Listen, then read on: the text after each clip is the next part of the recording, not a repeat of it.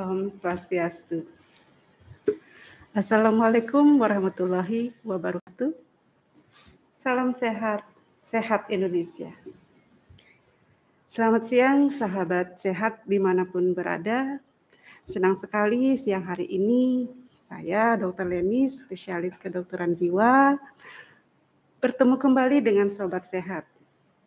Selama 1 jam ke depan kita akan berbincang di program musik. Ngobrol asik, ngobrol untuk sehat dengan gaya asik. Maaf. Oke, 1 jam ini kita akan berbincang tentang kesehatan. Nah, ada bulan ini adalah bulan yang istimewa. Kenapa saya katakan istimewa? Terutama istimewa bagi pejuang-pejuang adiksi yang menginginkan Indonesia bebas dari narkotika. Oke. Mungkin sahabat sehat tahu peristiwa istimewa apa yang saya maksud? Ya, benar sekali. Bulan ini, bulan Juni, kita memperingati Hari Anti Narkotika Internasional atau sering disebut dengan HANI. Ya.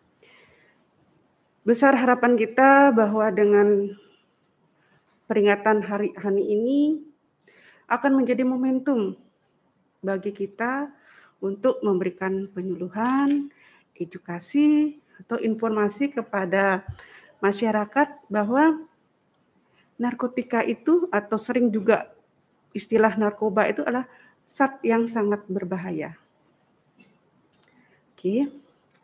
Baiklah Sobat Sehat, sehingga tidak salah dalam program musik kali ini kami dari SMF Psikiatri RSUP Sanglah mengambil tema tentang penanganan medis dan aspek hukum ketergantungan sabu. Mungkin sahabat sehat sudah banyak membaca atau mendengar, menonton berita-berita di koran, di televisi, misalnya pilot ini ditangkap karena menggunakan narkoba. Kemudian ada juga artis R misalnya, ya. Dia sudah mungkin tidak sekali dia ketangkap, tapi mungkin sampai 3 kali ketangkap.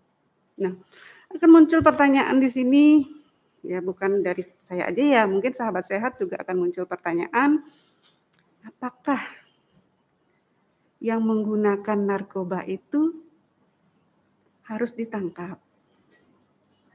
Apakah mereka di penjara itu merupakan solusi yang menyebabkan mereka nanti akan bebas dari penggunaannya? Ya, mungkin semua pertanyaan itu nanti akan kita jawab bersama dengan 2 narasumber kita yang luar biasa dan sangat istimewa siang hari ini.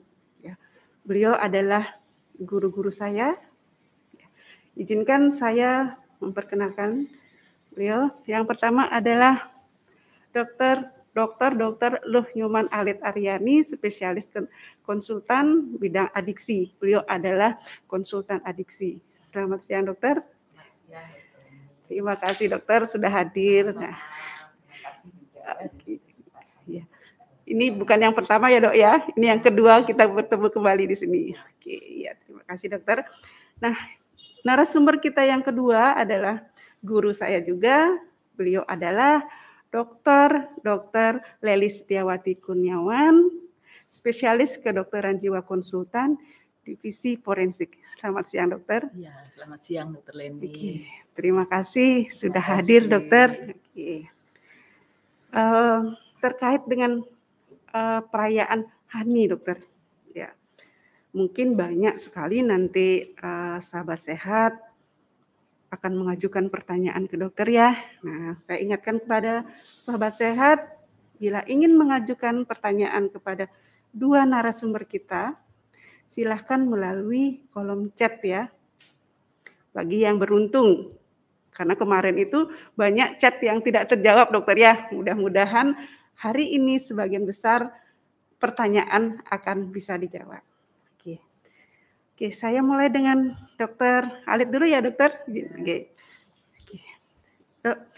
Sebelum kita mengulas tentang topik yang utama kita adalah bagaimana penanganan medis dan aspek hukum nih untuk ketergantungan sabu nih terutama dokter. Mungkin dokter bisa memberikan informasi kepada sobat sehat, sabu itu apa sih dok?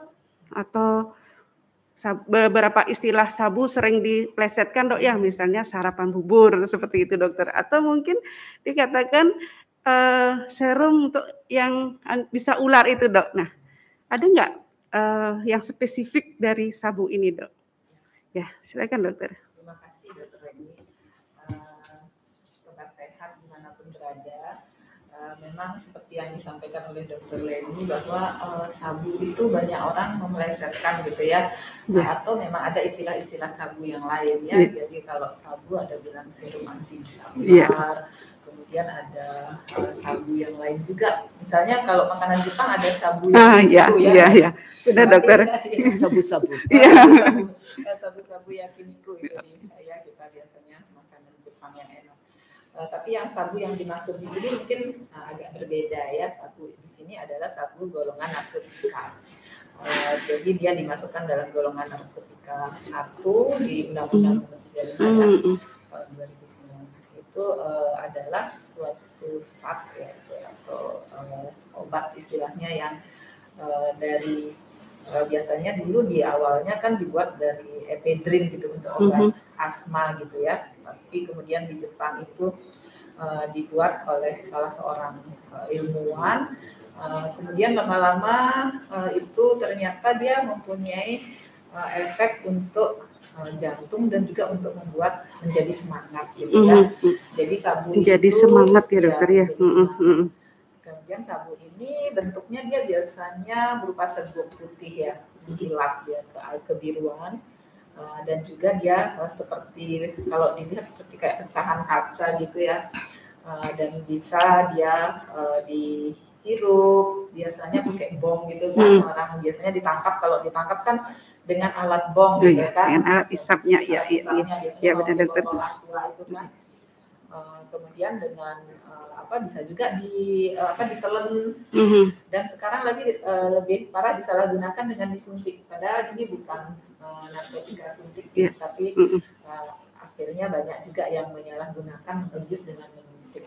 Jadi karena jadi sabu di sini maksudnya sabu dalam golongan narkotika. Ya, berarti sabu itu berarti plesetan selama ini salah ya dokter ya. Banyak sekali yang untuk ininya. Dokter, kalau kita lihat dari sabu, tadi kan dokter mengatakan bahwa sabu itu yang menyebabkan menjadi semangat. Berarti kalau orang yang mudah lelah, boleh dong dok menggunakan sabu untuk membuat mereka semangat? Ya, memang ini kan banyak dipakai sabu ini kan memang pada orang-orang yang membutuhkan dia semangat, energi. Jadi supaya berenergi, konsentrasinya bisa bagus itu ya, tadi dokter Leni mengatakan ada pilot gitu kan. Sopir misalnya ini kan juga butuh konsentrasi, makanya banyak juga tertangkap karena memang dia meningkatkan konsentrasi dan meningkatkan energi, power ya, membuat confident juga ya, dan juga kebutuhan tidurnya jadi kurang. Jadi dia termasuk dalam golongan stimulan ya, kalau di nafsa atau di narkoba kan dia masuk golongan stimulan, sehingga menstimulasi dari energi kita menjadi semangat dan kuat. Tapi memang bisa dipakai untuk itu pada taraf-taraf mana dipakai untuk pengobatan gitu ya. Pengobatan misalnya untuk orang-orang yang HDHD gitu ya, untuk itu kan dia ada amfetamin yang jenis lain ya dipakainya ya, ini kan metamfetamin. Kemudian ada juga dipakai orang-orang untuk obesitas karena dia untuk diet gitu, karena kan nafsu makannya berkurang. Tapi tetap itu kan tidak boleh disalahgunakan, harus dengan ini dokter. Iya dokter, tadi ada yang untuk penggunaan ya HDHD ya dokter ya, kemudian ada yang untuk yang penanganan obesitas. Tapi kira-kira yang penggunaan yang seperti apa ya dok? Mungkin dokter Lely mungkin ininya penggunaan yang seperti apa kok sampai terjadi penangkapan dokter? Ini ada dua versi yang berbeda dokter. Nah tadi kan dokter Alit mengatakan dia untuk semangat, untuk terapi yang HDHD, kemudian obesitas, tetapi yang kita lihat banyak itu yang penangkapan dok. Nah yang seperti apa saja yang bisa ditangkap dokter? Ya. Dari sisi hukumnya dokter. Sampai hari ini memang di negara kita ya pemakaian sabu ini kita golongkan sebagai narkotika. Ya, jadi itu sudah dimasukkan dalam undang-undang. Mungkin kalau kita ingat sudah cukup lama undang-undangnya dari 2009 ya. Undang-undang tentang apa saja yang tergolong sebagai narkotika ya, dan apa konsekuensinya jika kita ikut-ikutan memakai itu ya. Jadi kenapa sampai ditangkap tadi dokter Leni nanya? Ya karena kita dianggap menyalahgunakan narkotika itu ya. Nah, ada beberapa kasus yang ditangkap sedang memakai. Jadi ketangkap basah kita sebut ya, lagi make, mungkin lagi benar-benar lagi menikmati begitu ketangkap. Ya saat itu jelas buktinya ada. Tapi ada juga orang-orang yang ternyata saat ditangkap dia sedang membawa. Ya jadi mungkin bawanya bukan cuma satu pula ya, bawanya lebih dari satu. Terus ada pula orang yang memang sengaja berdagang. Jadi karena dia melihat harganya lumayan nih bisa dijual, akhirnya dia memanfaatkan kesempatan itu untuk berjualan. Ya. Jadi akhirnya aparat penegak hukum kita ya tentu bertindak. Ya, satu sampai hari ini yang kita lihat yang memakai pun ditindak. Ya meskipun nantinya hukumannya jauh lebih ringan dan direhabilitasi. Ya. Tetapi tetap sampai hari ini semua tindakan itu kita lihat nyata. Ya, sehingga memang kita perlu waspada, bagi para orang tua juga perlu waspada anak-anaknya. Jangan ikut memakai itu. Ya, sehingga kita tidak sampai terlibat dengan masalah hukum. Oke, dokter tadi menyampaikan bahwa ada yang kedapatan dia sedang memakai. Kemudian atau itu sudah bukti nyata bahwa dia memakai.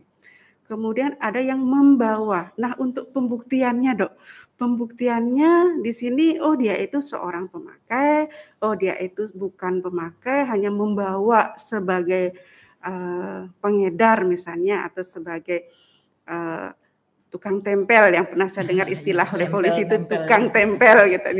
Nah, itu apa yang bisa kita pakai bukti? Misalnya kalau ada aparat gitu bertanya ke kita, ini dia memakai atau bukan? Nah, apa yang kita bisa pakai pembuktian bahwa oh orang ini ada pemakai? Mungkin dari fisiknya dulu dokter, apa yang bisa kita ini kan kita lihat bahwa itu oh dia ini pemakai. Nih dokter Alit.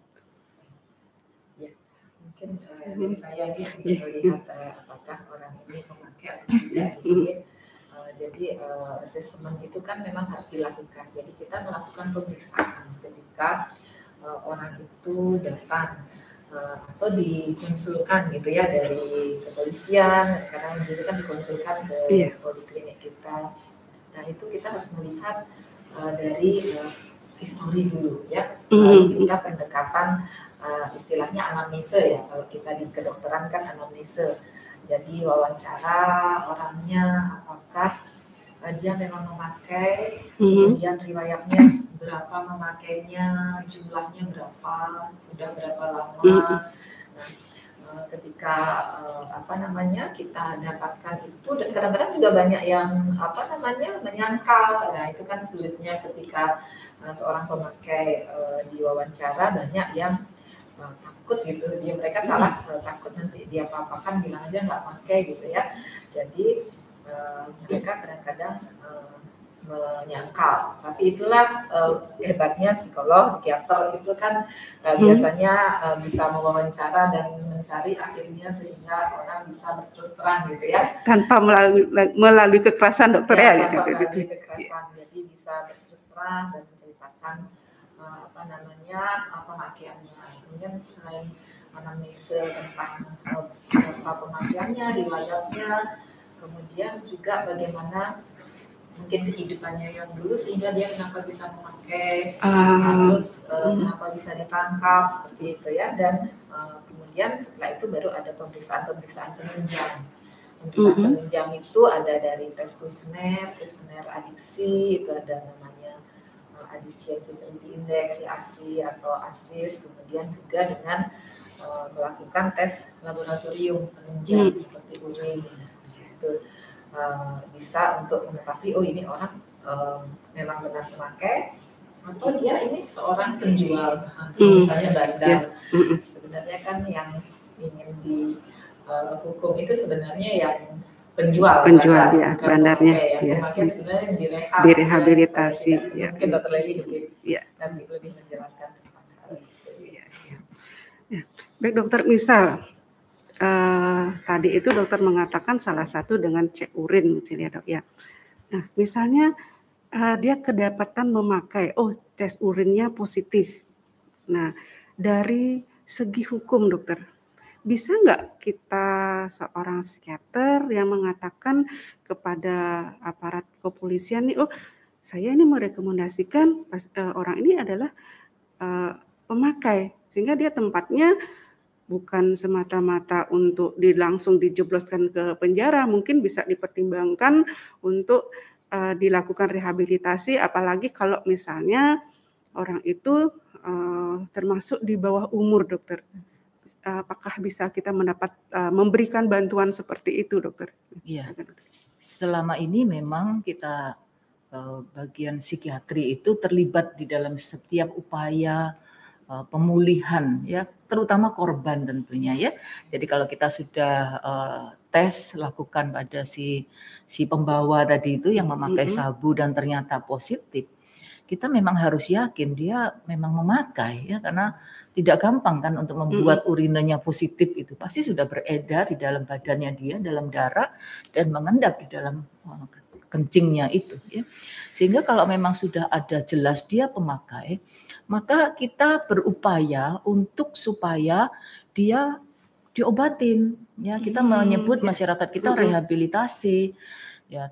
Tapi itulah satu cara ya untuk membuat supaya jangan lagi dia memakai sabu itu. Ya, hari ini tertangkap mungkin karena nggak tahu, ikut-ikutan, ya nggak pernah baca ada undang-undang narkotika ini. Tapi tetap semua kita tim medis pun juga berupaya supaya setelah dia diobatin, diterapi, dia tidak memakai lagi. Ya, jadi yang sering terjadi kan orang-orang yang sudah pakai itu kadang-kadang kecanduan, susah untuk lepas dari sabunya itu.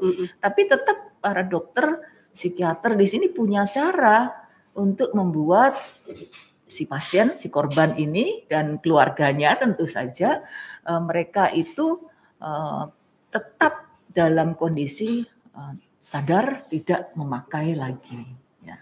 Dan itu memang perlu waktu ya. Biasanya kita lakukan konseling itu tidak sebentar ya, kita perlu waktu beberapa bulan ya, bahkan sampai setahun kadang-kadang untuk supaya yakin bahwa dia tidak akan pakai lagi. Berarti di sini peran keluarga juga sangat penting ya dokter, untuk mendampingi bagaimana seorang pemakai lah katakan ya yang dalam pengobatan dia tetap dalam kondisi abstinen atau tidak menggunakan. Nah, satu pertanyaan yang mungkin sejauh ini yang sering ada di benak saya dokter, terkait dengan pendampingan keluarga. Nah, misalnya ada keluarga kan banyak sekali ini keluarga dok ya, tiba-tiba dia mengetahui keluarganya pemakai, malah menemukan misalnya alat isap tadi dok. Tapi karena stigma misalnya dia takut ditangkap, kemudian malu kepada lingkungan, ketahuan bahwa anaknya pemakai seperti itu.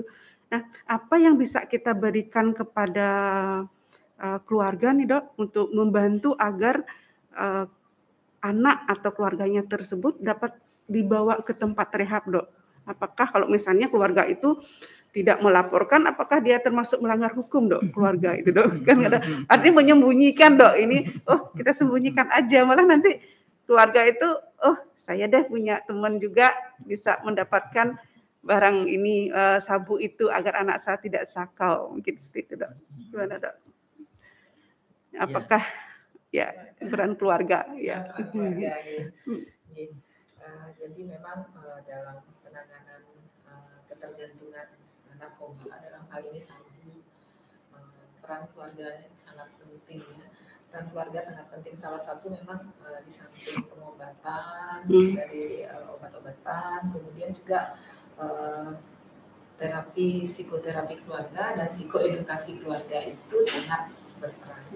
Misalnya, ketika seorang pemakai dia ketahuan memakai, ada keluarga yang mengucilkan, bahkan konflik ya berkelahi, bahkan sampai bercerai. Banyak kasus yang dia menuntut cerai suaminya karena suaminya ketahuan memakai dan mulai marah-marah, mulai paranoid gitu ya, mulai curiga-curiga, sering bertengkar dan akhirnya mengajukan cerai.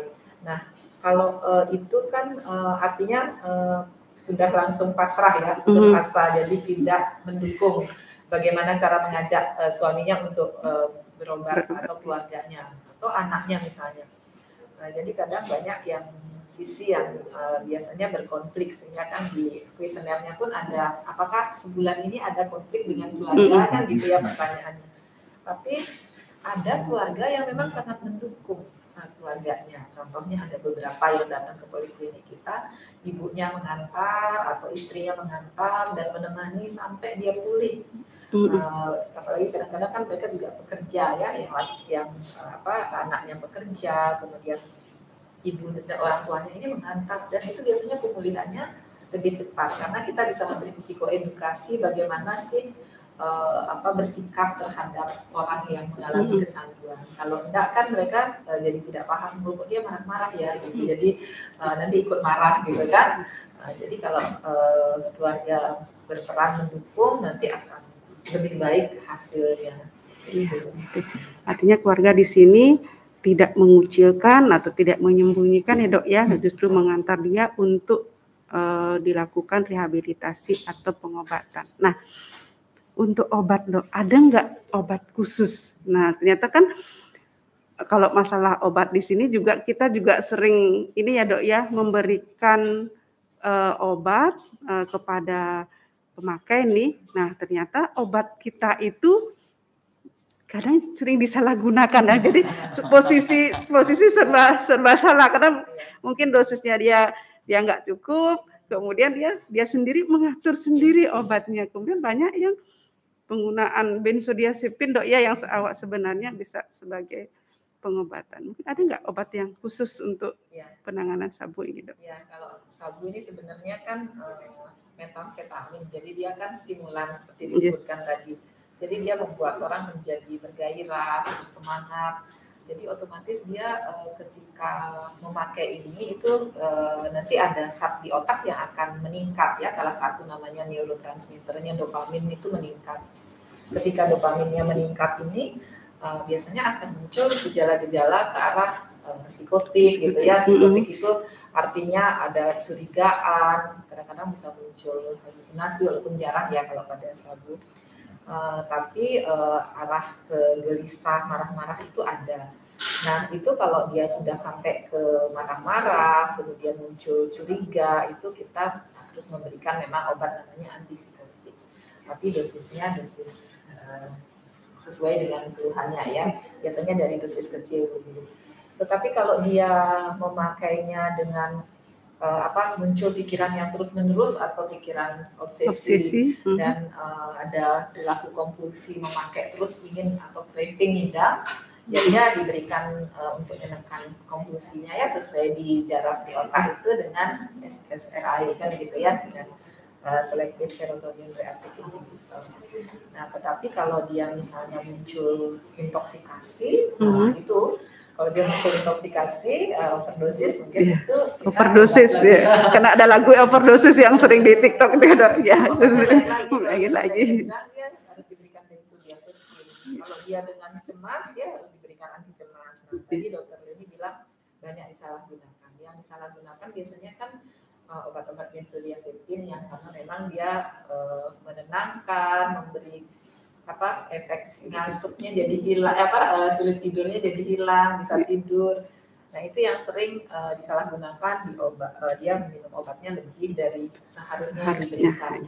Tapi jangan karena itu terus kita takut mengobati, karena kan ada takaran dosis berapa sih dia boleh meminum obat tersebut dengan edukasi. Dan memang kita harus tegas ya ketika memberikan obat, harus segini, jadi nggak boleh naik lagi nanti menjadi kecanduan.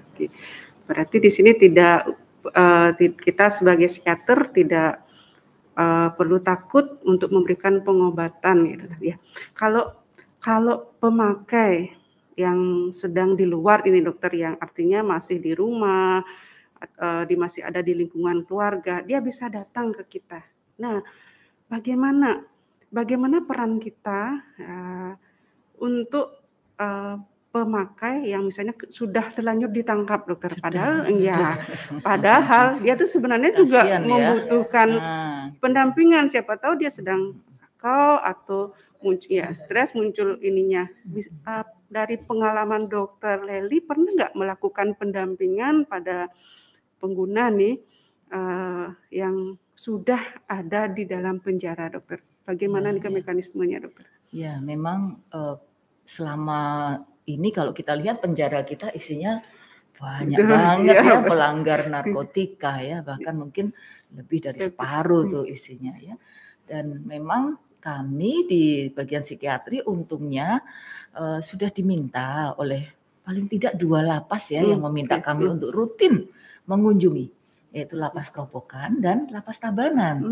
Jadi kalau mungkin lapas-lapas lain yang kebetulan dengar ya, boleh kita tetap dengan senang hati akan membantu, kita jadwalkan. Jadi di lapas-lapas itu selain kasus-kasus psikiatri yang dikeluhkan oleh para narapidana atau para terdakwa titipan kejaksaan ya yang ada di lapas, kita akan siap mendampingi, memberikan terapi bagi mereka para pengguna yang terlanjur dihukum di sana. Ya, karena tidak tertutup kemungkinan mungkin saat didapati, saat ditangkap bawanya banyak ya. Jadi make iya tapi bawa juga banyak. Sehingga akhirnya hukumannya banyak juga ya. Nah, kita berharap setelah ada di dalam tahanan, di dalam penjara, ya jangan make lagi. Ya, sehingga tidak nanti bisa cepat tuntas lah. Kalau make kan tidak selesai-selesai nantinya. Ya. Nah, ada satu hal yang saya mungkin ingin sampaikan. Tiba-tiba saya ingat nih, ada beberapa penelitian bahwa memakai amfetamin, ya sabu ya kalau kita istilah di sini pakai, itu ternyata merusak sel-sel otak kita.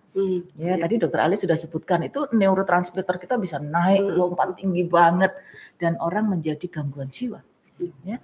Dan ternyata banyak yang kita bisa telusurin ya dari penelitian-penelitian terdahulu, sel-sel saraf kita itu seringkali tidak kembali utuh.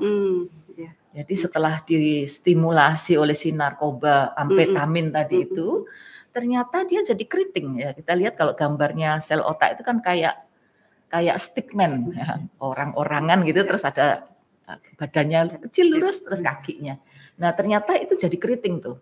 Kakinya, tangannya itu sambungannya menjadi rusak dan itu rusak permanen.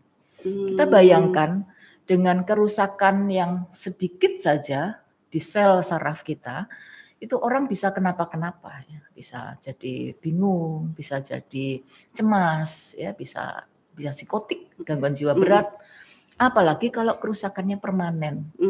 Ya, jadi itu kita pesankan jangan sampai para pengguna itu hanya memikirkan ini biar nyaman, biar happy, biar tenaganya banyak, kuat, begadang sampai pagi terus pakai padahal ternyata dampaknya ke otak kita. Berarti biarpun mereka sedang di dalam penjara ya istilahnya dokter, mereka tetap berhak mendapatkan penanganan ya dokter betul. ya. Kita akan tetap membantu ya kalau memang kita diminta untuk membantu. Iya. Baiklah dokter, sebelum kita melanjutkan diskusinya, saya mulai ini kan ada pertanyaan yang sudah masuk. Oke. Ini ada pertanyaan, selamat siang dokter. Nah, kalau misal tetangga ketahuan memakai nih dokter, apa yang sebaiknya dilakukan? Nah tadi pertanyaan saya juga dokter, ini kan kita mengatakan ada keluarga yang memakai. Nah ini tetangganya ada yang memakai. Kalau tidak dilaporkan, apakah saya termasuk melanggar hukum? Nah ya ini dok. Nah ini dok, ya seperti yang sembunyi tadi itu dokter. Oke dokter. Melanggar nggak ya? Nggak tahu tapi nggak lapor. Ya kita tetap itu secara nurani, saran saya harus dilaporkan ya. Mungkin kalau kita takut nanti ribut sama tetangga, ya kita tegur dulu dong tetangga kita ya. Kita tahu bahwa itu tidak benar ya. Saya sendiri pernah punya pengalaman waktu saya kos, temen kos saya di sebelah itu, aduh ampun deh, pesta dia di kamarnya ya, pesta narkotika. Ya tentu saja saya sendiri tidak nyaman ya karena kita tahu misalnya sampai dia ditangkap ya kita ini bisa tersangkut-sangkut kan. Jadi ikut diinterogasi oleh polisi, menjadikan saksi ya. Jadi kalau memang sampai ada kasus seperti ini memang pendekatan keluarga itu penting dulu ya. Keluarga kita beritahu. Mudah-mudahan dengan memberitahu itu kita bisa mereka sadar ya. Jadi kita tidak sampai lapor ke tingkat yang lebih tinggi lagi, ke kantor polisi lagi ya. Berarti disarankan melaporkan kemana dok? Mungkin ke layanan kesehatan ya dok ya, tempat layanan kesehatan lebih aman ya karena kita langsung terterapi. Jadi bukan langsung ke bagian kepolisian ya dokter ya untuk penangkapan.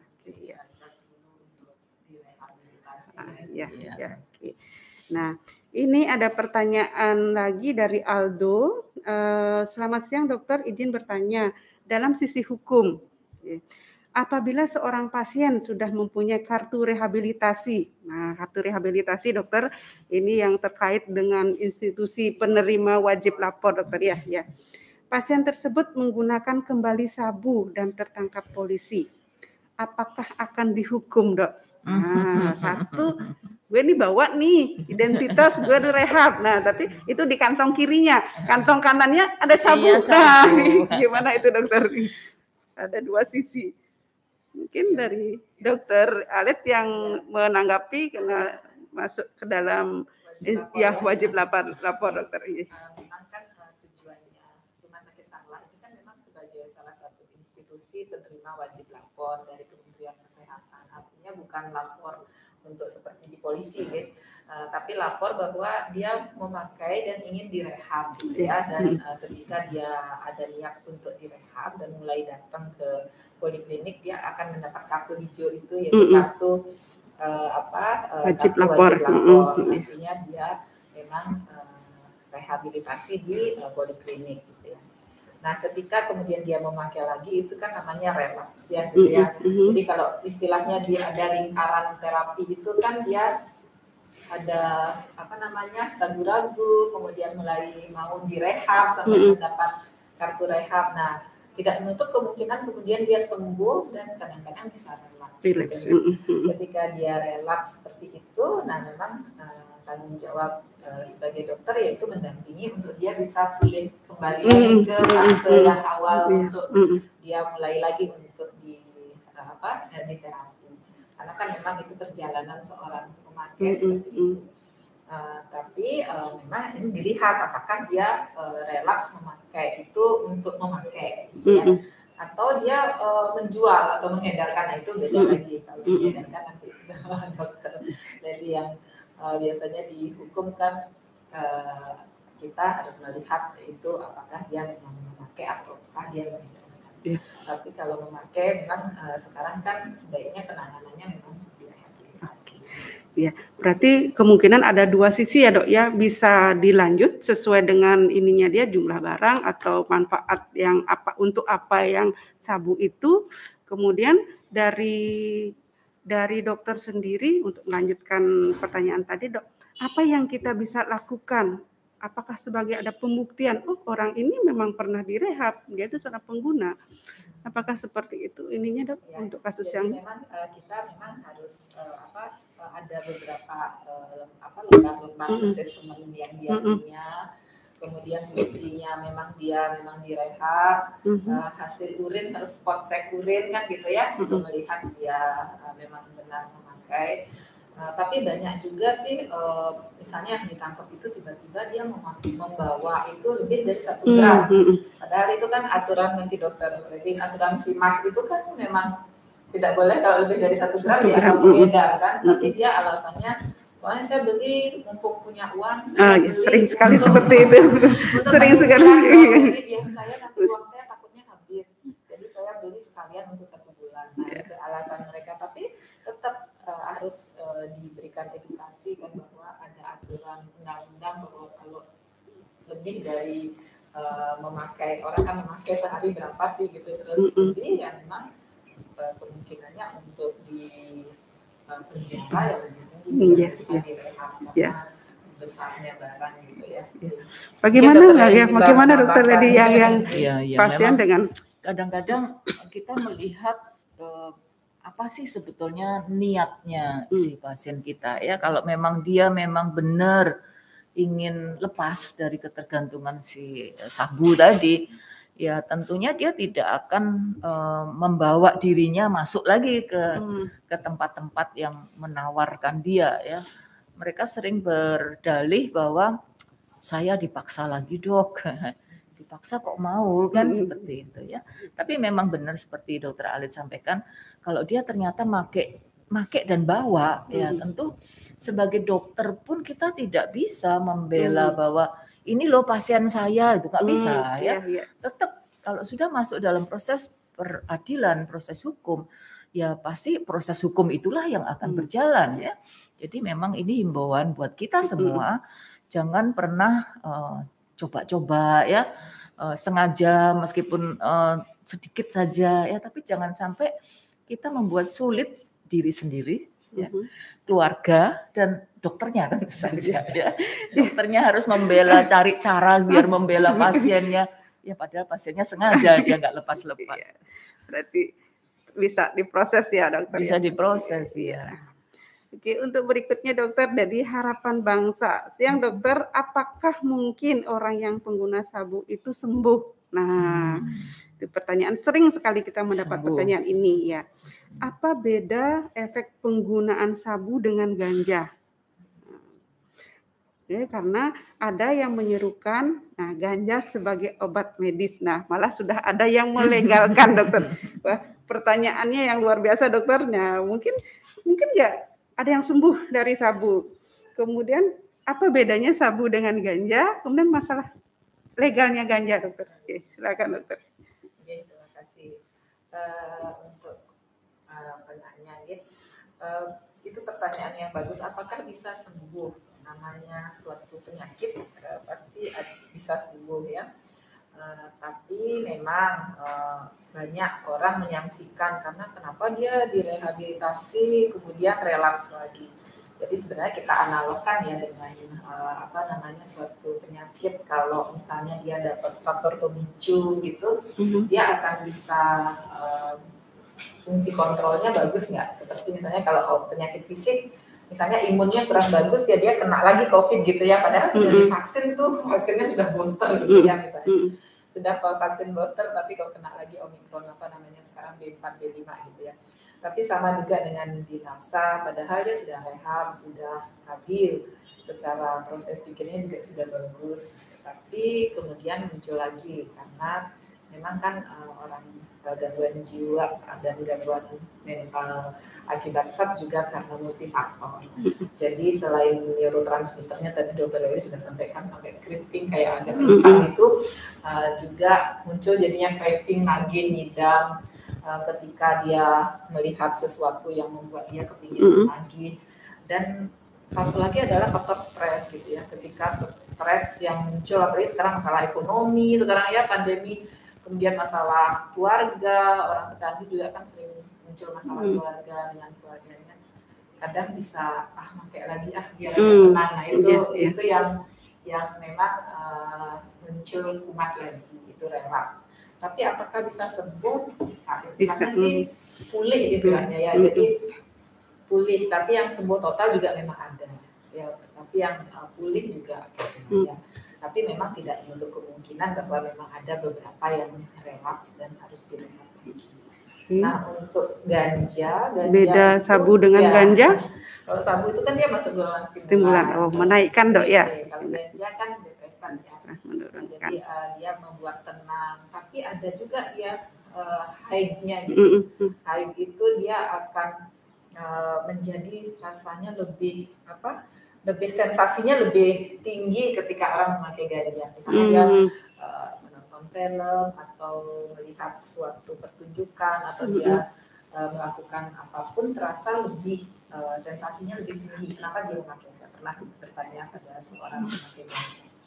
Nah jadi memang ganja ini dia ada 2 reseptor ya. Jadi reseptor namanya reseptornya kan CB1 sama CB2. Nah itu yang CB1-nya yang menyebabkan bisa muncul dia psikotik nantinya, bisa menimbulkan gangguan jiwa karena dopaminnya meningkat.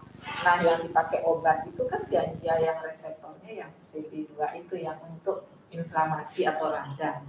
Itulah yang sering dipakai untuk pengobatan dan beberapa dikatakan sudah berhasil untuk pengobatan. Tetapi ini sekarang di negara kita kan masih pro kontra. Jadi tetap negara kita kemarin Pak Golosi mengatakan tetap ganja tidak dilegalkan, walaupun di beberapa negara termasuk Thailand sekarang sudah melegalkan ganja. Tapi kan masih belum karena mungkin agak susah mengontrol di sini. Kalau di negara barat mungkin bisa dikontrol pakai 3 ginting bisa. Tapi kalau di sini apakah bisa? Karena belum bisa lagi. Jadi belum ada dilegalkan ganja. Gimana untuk ininya legalitas ganjanya dokter? Lagi rame dok, lagi naik daun. Legalitas ganja sampai hari ini memang menjadi perbincangan ya dan keributan juga ya. Terutama kalau yang tertangkap itu orang-orang asing. Ya masuk ke Indonesia buat dia di negaranya oke, nggak masalah ya. Tapi di kita kan masalah banget itu ya narkotika. Jadi memang setiap orang yang akan masuk ke satu wilayah dia harus tahu ya. Di Indonesia juga banyak sekali ada perkebunan ganja. Ya. Jadi saya ingat ada satu suami yang menolong istrinya dengan memakai ganja itu ya. Jadi ditanam di rumahnya, dipetik untuk pengobatan istri yang sakit kanker ya. Tapi sekali lagi obat itu perlu penelitian khusus tentunya ya. Jadi jangan kita hanya kata orang bisa terus kita pakai padahal ternyata tidak ada manfaatnya, bahkan justru membuat kita sakit yang lain lagi.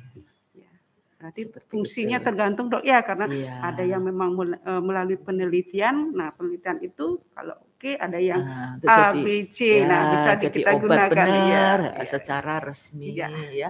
Kalau yang dipakai pasti nggak resmi tuh nanti malah berhubungan dengan hukum.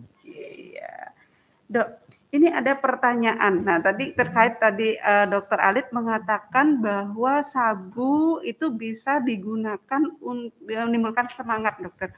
Nah, apakah seorang pasien itu bisa dihukum yang saat dia mengatakan dia menggunakan sabu untuk bekerja, dok? Bagaimana dok dari sisi hukumnya, dok? Ya, dokter Alit semua itu dari sisi hukumnya kan? Memang tadi kan sudah disampaikan bahwa sabu itu stimulan, ya. Stimulan itu membuat orang menjadi semangat, energinya menjadi tinggi, gitu ya. Memang tapi itu adalah efek dari stimulan. Tapi orang tidak harus menjadi semangat dengan harus memakai sabu, gitu ya. Jadi harus bisa dengan semangat dengan hal-hal yang lain gitu kan, ya dengan meningkatkan pikiran kita bisa juga jadi semangat, jadi tidak harus dengan memakai sabu. Kopi pun juga bisa meningkatkan semangat ya, tapi kan tidak boleh banyak gitu ya, jadi memang apakah dia harus dihukum atau gimana. Nah itu yang memang belum ini ya Dok ya. Jadi memang sabu itu untuk meningkatkan semangat gitu ya. Meningkatkan semangat, tetapi tidak bisa digunakan untuk ini ya Dok ya, untuk meningkatkan ya. Tidak. Saya kan mau untuk bekerja. Biasanya kan obat-obat kita benzodiazepin juga, Dok, saya bekerja kalau pakai obat ini saya enak kerja. Tetap enggak boleh. Kalau ada keluhan baru boleh minum obat gitu kan. Obat itu untuk keluhan gitu. Silakan mungkin dari Dokter Lely bisa. Dokter Lely yang mungkin ya memang kadang-kadang pasien suka berdalih begitu ya. Sudah terlanjur dia enak pakai sabu atau mungkin pil-pil yang lain ya yang dia bikin nyaman, tapi selama itu didapat dari satu proses yang ilegal, itu benar-benar kita hindari. Jadi jangan sampai karena satu yakinnya dia pakai ini terus enak, pakai ini bisa kerja, terus dia akhirnya jadi bermasalah dengan hukum kita. Ya, jadi sekali lagi sabu itu tidak boleh ilegal di negara kita. Jadi jangan kita coba-coba cari-cari lagi ya, sembunyi-sembunyi pakai, daripada bermasalah nanti dengan penegak hukum. Jadi untuk meningkatkan bekerja, solusinya bukan nyabu ya Dok ya, gitu ya. Datanglah konseling kepada kami para psikiater. Dokter, ini ada pertanyaan Dokter tentang remaja Dokter dari Regina. Dia mengatakan ada remaja yang menggunakan adiksi sabu yang berasal dari kalangan broken home. Nah, kira-kira perkumpulan atau wadah apa yang bisa mendapatkan untuk memasuki mereka untuk mendapatkan dukungan, Dok? Kan ada remaja yang sudah menggunakan sabu berasal dari broken home. Mungkin ada solusi yang dokter ini kan berikan pada dia untuk mendapatkan dukungan, karena mungkin dukungan dari keluarganya tidak optimal, karena kan tadi kita sampaikan bahwa dukungan keluarga untuk kepulihan itu sangat berperan ya Dokter. Ya. Mungkin Dokter ya. Jadi kalau dukungan keluarga itu untuk remaja itu sangat penting seperti disebutkan tadi. Tapi di samping keluarga juga ada istilah peer group ya. Peer group itu kan kelompok dukungan sebaya gitu ya. Jadi orang-orang yang sebaya itu yang sama-sama memakai, siapa yang sudah berhasil keluar itu nanti akan dalam terapi kelompok istilahnya ya, sehingga dia bisa memberikan testimoni gimana caranya untuk bisa keluar dari jeratan sabu gitu ya. Jadi kelompok dukungan sebaya dia mendengar dari temannya, dia mungkin lebih percaya ya dibandingkan dia mendengar dari orang lain. Nah, jadi itu juga sangat penting kelompok dukungan sebaya. Jadi orang-orang yang memang terjerat nafsa dan atau karena sabu dan kemudian dia sudah berhasil lepas dari jeratan tersebut gitu ya. Berarti sarannya bisa masuk ke dalam kelompok dukungan sebaya ya Dokter ya, untuk mendapatkan dukungan dari sesama yang riwayat menggunakan sekarang sudah abstinen ya, begitu ya Dok ya. Oke, Dokter, ada pertanyaan dari Hartawan. Izin bertanya Dok, misal seorang terdakwa hasil tes urinnya negatif. Tadi yang kita bahas tentang pemeriksaan penunjang ya Dok ya. Padahal dia adalah seorang pengguna. Bagaimana cara meyakinkan penegak hukum bahwa yang bersangkutan adalah pengguna? Nah, bagaimana itu Dokter? Mungkin Dokter Lely mungkin ininya ya. Silakan Dokter. Ini sering sekali menjadi perbincangan di ruang pengadilan ya. Jadi seorang pemakai kebetulan tertangkap dan dicek kok ya negatif ya. Nah, kita perlu tahu juga bahwa pengecekan di dalam urina itu kan ada batas waktunya, ada tenggang waktunya ya. Kalau dia sudah tidak memakai beberapa hari, ya jadi negatif tentunya. Nah, ini sekali lagi tidak boleh dipakai sebagai acuan untuk menghukum seseorang ya. Jadi secara fair, secara logika, bukan berarti yang positif itu pemakai, yang negatif pengedar, tidak bisa. Jadi secara fisik dan mental, dokter itu bisa menilai si ini nih pemakai, si ini bukan pemakai. Jadi antara surat bebas narkotika yang seringkali kita keluarkan itu dengan yang surat memang sedang memakai, itu memang ada bedanya. Ya. Nah, itulah sebabnya kami biasanya dari bagian psikiatri itu diundang untuk memberikan kesaksian, ya, baik di saat BAP di polisi ataupun di ruang sidang di pengadilan, bahwa orang ini benar-benar adalah pemakai. Ya.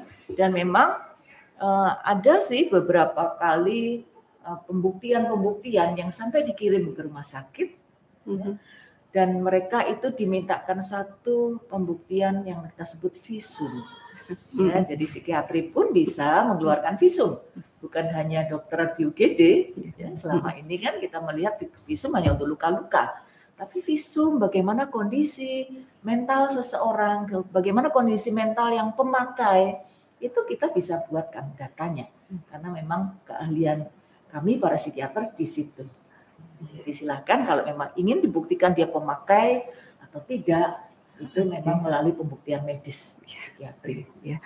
Dengan mengajukan visum atau dengan menghadirkan saksi ahli kan gitu dokter ya, untuk sebagai bukti bahwa seseorang itu adalah pemakai. Oke. Nah, ini hampir sama dokter pertanyaannya. Tadi kan tetangga yang menggunakan sabu. Nah, ini kalau kita sendiri, keluarga kita, ya, yang menggunakan nafsa, bagaimana harusnya sikap kita, dokter? Ya, baik, Dokter Leni, sama juga beda Dokter ya. Leni dan Dokter Leli, beda N. Dokter Leni, bahwa kalau keluarga itu harus lebih ini lagi, kita harus lebih terlibat lebih berat lagi ya, karena memang kita harus ikut menangani, ikut bersama-sama mendatangi psikiater gitu ya. Jadi harus mengantarkan, harus sabar. Jadi banyak hal yang harus dilakukan. Jadi keluarga ya tidak boleh memusuhi anggota keluarga yang terkena, tapi bahkan menemani, jadi mengasihi gitu ya. Jadi kalau keluarganya sudah putus asa ya agak susah sedikit gitu ya, karena kan artinya nanti keluarganya juga harus diterapi ya dok. Ya, diterapi ya, mungkin menyambung. Tadi juga yang dokter Leli sebutkan kan ada beberapa tuh yang tes urin gitu ya, lupa tadi saya nambahkan itu. Jadi kalau tes urin itu memang 2-4 hari saja. Kecuali rambut baru sampai berapa bulan, sampai tahunan bisa. Tapi kita belum susah tesnya di sini. Ya, berarti tetap untuk ada dukungan keluarga ya dokter ya, untuk untuk dilakukan rehabilitasi ya. Oke. Ini ada pertanyaan lagi dokter. Selamat siang dokter, izin bertanya, apakah ada faktor genetik? Di sini terkait faktor genetik dokter pada seorang pecandu.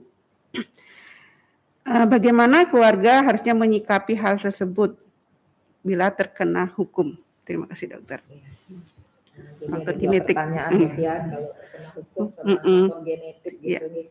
Jadi kalau faktor genetik itu kan faktor keturunan istilahnya ya.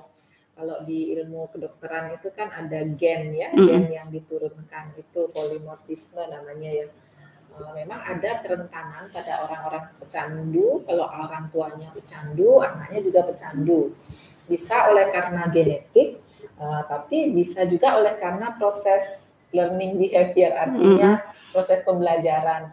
Karena mungkin ayahnya ngerokok, kalau ini anaknya ikut ngerokok. Atau dia melihat ibunya ketika depresi bertengkar sama suaminya terus ngambil alkohol gitu, minum alkohol terus anaknya ikut. Nah itu kan prosesnya lebih ke learning ya, learning behavior atau proses pembelajaran. Tapi kalau yang genetik itu kan kerentanan, kecandu, keturunan. Itu juga dari beberapa penelitian disebutkan memang ada. Jadi ada faktornya, ada faktor genetik ya, walaupun itu hanya 1/5 mungkin. Faktor lingkungan, ajakan teman, kemudian faktor pergaulan itu juga, stresor itu juga lebih lebih tinggi, berperan, ya. lebih tinggi dibandingkan faktor genetik. Ya. Untuk ini ya, pertanyaan yang kedua dari ini yang sama, ya, hukumnya. Nah, bagaimana ini kalau keluarga menyikapi, dokter? Kalau misalnya ada keluarga kita yang tiba-tiba tertangkap, kan kita pasti bingung ya, Dok. Ya, saya bayar aja deh, nah biar bebas. Nah, apakah bisa seperti itu, dokter? Memang kalau sudah sampai pada masalah hukum, kita semua akan jadi lebih capek, lebih pusing ya, karena tidak semudah membalikan tangan ya. Nah, mungkin perlu kita dari awal kita punya satu pemahaman yang sama dulu. Kenapa orang itu sampai memakai sabu ya, pembicaraan kita hari ini sabu. Ya ternyata karena memang dia tidak sehat. Ya, itu kalau kita hadapkan pada semua orang yang sehat, apakah Anda mau pakai sabu? Sabu ini gratis misalnya kita berikan. Ya, orang yang sehat pasti mengatakan tidak, meskipun gratis ya. Nah, sehingga yang menjadi masalah adalah kenapa ada orang yang mau pakai. Nah, ternyata dia mungkin sedang sedih, sedang frustasi, sedang perlu sesuatu ya. Nah, itu yang membuat akhirnya kita berpikiran bahwa jangan malu untuk datang berobat, berkonsultasi ke dokter jiwa. Ya, jadi psikiater itu menjadi satu tempat bukan hanya untuk yang sudah parah, ya, tapi yang baru tanda-tanda, baru gejala-gejala, mari kita datang berkonsultasi. Ya. Karena kalau nanti dalam pembuktian hukum pasti ada permintaan kepada kami para dokter di rumah sakit itu untuk menerangkan ini orang sebetulnya statusnya gimana sih? Benar nggak karena genetiknya ada keturunan make, anaknya make, cucunya make? Ya, tapi tentu tidak semudah itu ya, dan hakim pun punya pertimbangan tersendiri. Bukan karena dokternya meyakinkan terus hakimnya iya kan, tidak selalu begitu. Ya. Terima kasih dokter. Ternyata saking asiknya kita ngobrol dokter, tidak terasa 1 jam hampir habis dokter waktunya.